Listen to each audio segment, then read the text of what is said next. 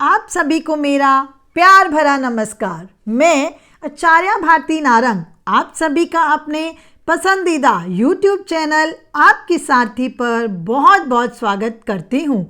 आज हम चर्चा करेंगे कि जो भी हमारी लाइफ में हो रहा है क्या वो अच्छे के लिए हो रहा है या हमारे भले के लिए नहीं हो रहा है। अपार्ट फ्रॉम राशियाँ, अपार्ट फ्रॉम ज्योतिष, हमें कैसी सोच रखनी चाहिए, नए साल में हम ऐसा क्या करें जिससे हम अपने जीवन को बेहतर बना सकें। आप सभी भी अपने विचार मेरे साथ शेयर कर सकते हैं, अपनी नॉलेज, अपनी समझ के अकॉर्डिंग। मुझे जो बेहतर लगता है वो मैं आप सबके साथ शेयर करने जा रही हूँ। देखिए, बचपन से ही हमने सभी को ये कहते सुना है कि जो भी हो रहा है अच्छे के लिए हो रहा है। कोई बुरी घटना घटने पर भी हमें ज़्यादा टेंशन नहीं लेनी चाहिए, ऊपर वाले पर भरोसा रखना चाहिए, एट्सेट्रा एट्सेट्रा एट्सेट्रा। बट क्या ये इतना आसान है कि बुरी स्थिति में भी हम अपने मन को समझा पाते हैं कि जो हो रहा है वो अच्छे के लिए हो रहा है? इसी विषय पर ही हम आज चर्चा करते हैं कि कैसे अपने मन को समझाया जाए कि हम विपरीत परिस्थितियों में भी अपने मन पर संतुलन बना पाएं। हाल ही में मैंने एक बहुत ही प्यारी कहानी सुनी जो मुझे बहुत ही पसंद आई। मैं वही आप सबसे शेयर करने जा रही हूँ। तो कहानी कुछ इस तरह है। एक बार एक मंदिर में भगवान जी की मूर्ति लगी हुई थी। भगवान जी के पास उनके कोई गण आकर कहते हैं कि भगवान आप खड़े हुए बहुत थक गए होंगे, जाइए और थोड़ी देर विश्राम कराइए, मैं यहाँ पर सब संभाल लूँगा।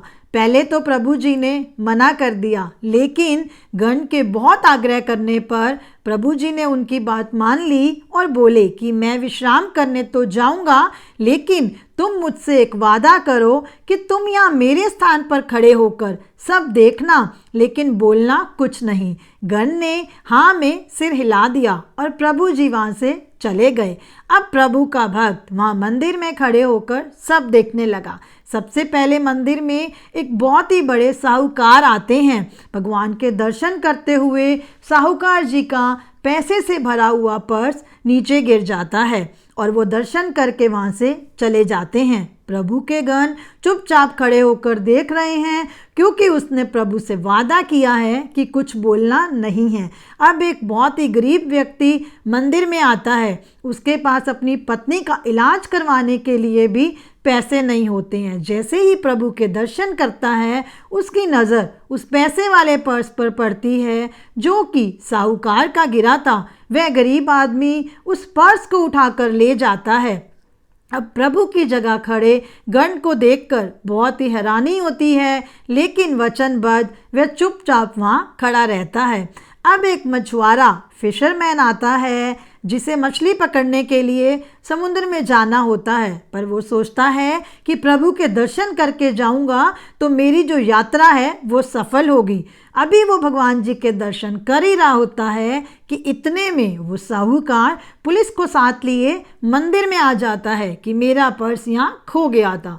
पुलिस अब मंदिर में उस फिशरमैन को खड़ा देखकर सोचती है कि ज़रूर पर्स इसी ने चुराया होगा और वो उस फिशरमैन को पकड़कर लेकर जाने लगती है। लेकिन अब प्रभु जी के गण का सब्र का बांध टूट जाता है और वो पुलिस को सारी घटना बता देता है। पुलिस फिशरमैन को छोड़कर उस निर्धन व्यक्ति को पकड़ने के लिए चली जाती है। ये सब होते होते संध्या का समय हो जाता है और प्रभु विश्राम करके वापस अपने स्थान पर आ जाते हैं।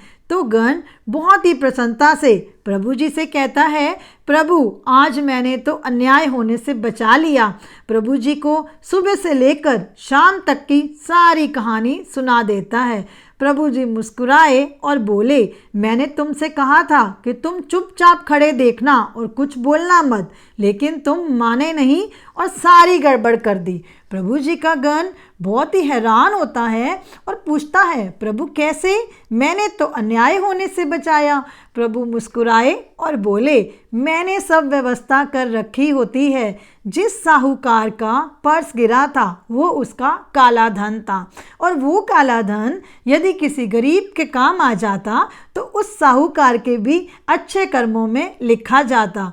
जिस फिशरमैन को पुलिस पकड़ कर जा रही थी, मेरे दर्शन करके वह समुद्र में मछली पकड़ने जा रहा था, और आज रात को समुद्र में तूफान आना था, इसलिए आज की रात वह पुलिस की जेल में रहता तो तूफान का कहर उसे ना झेलना पड़ता, और उसके पास कुछ ना मिलने पर कल पुलिस उसे छोड़ देती।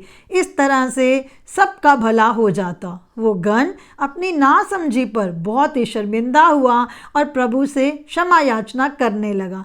अब आप ही बताइए, इस स्टोरी को सुनने के बाद क्या हम कह सकते हैं कि हमारी लाइफ में जो हो रहा है वो हमारे भले के लिए नहीं हो रहा है? इसलिए जब भी ऐसा फील आए कि प्रभु जी हमारी बात नहीं सुन रहे हैं या हमारे साथ कुछ अच्छा नहीं हो रहा है, तो उस ईश्वर पर भरोसा रखें कि जो हो रहा है वो अच्छे के लिए ही हो रहा है। वैसे भी क्या आप जानते हैं कि जब हम गुरु ग्रंथ साहब जी के आगे अरदास करते हैं तो उसमें एक लाइन आती है कि सात संगत दी बेनती गुरमत अनुसार संपूर्ण करनी, अर्थात कि भगवान जी हम आपसे मांग तो बहुत कुछ रहे हैं, पर आप देना वही जो आपके अनुसार हमारे लिए सही हो। अगर आज पूरे दिल से मांगने के बाद कोई चीज़ या कोई इंसान हमें नहीं मिल रहा है तो यकीन कर लीजिए कि वो आपके लिए सही नहीं है, इसलिए तभी प्रभु जी हमें नहीं दे रहे हैं। अभी शायद आपको ये बात समझ ना आए, लेकिन बिलीव मी कि एक दिन आपको ऐसा ज़रूर लगेगा कि उस वक्त प्रभु जी ने जो भी किया बिल्कुल सही किया।